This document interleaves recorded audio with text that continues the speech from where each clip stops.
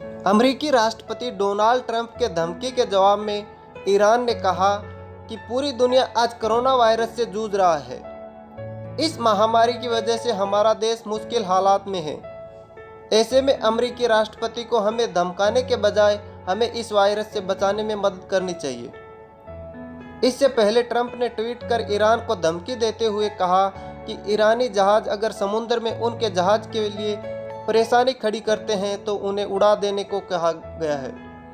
Corona से त्रस्त America इस खतरनाक वायरस से तो लड़ ही रहा है, लेकिन इस बीच अमेरिकी राष्ट्रपति डोनाल्ड ट्रंप ने ट्वीट के जरिए ईरान को चेताते हुए कहा कि उन्होंने अमेरिकी नौसेना से कह दिया है कि अगर समुद्र में ईरानी जहाज उनके जहाज को किसी भी तरह से नुकसान पहुंचाते हैं तो उन्हें नष्ट कर दिया जाए।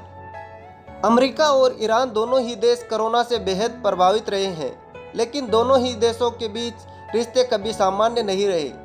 समुद्र में दोनों देशों के बीच बने तनाव के बीच अमेरिका के सैन्य प्रमुख ने ईरान पर भड़काऊ कार्रवाई करने का आरोप लगाया है, जबकि ईरान के रक्षा मंत्री ने ईरानी जहाज़ों की ओर से परेशान करने की अमेरिकी रिपोर्टों को आधारहीन बताकर खारिज कर दिया है और आरोप लगाया है कि खाड़ी में अवैध आक्रामक और अमेरिकी उपस्थिति क्षेत्र में असुरक्षा का कारण बन रही है।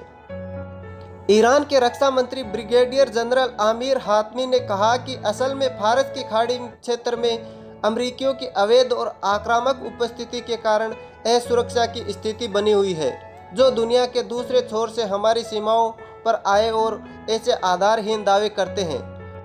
अमेरिकी सेना ने पिछले सप्ताह रिपोर्ट दी थी कि ईरान के Islamic revolutionary guard corps navy के 11 जहाज खतरनाक तरीके से यूएस नेवी और कोस्ट गार्ड के जहाज़ों के बेहद करीब आ गए, जिसे उन्होंने खतरनाक और भड़काने वाला करार दिया।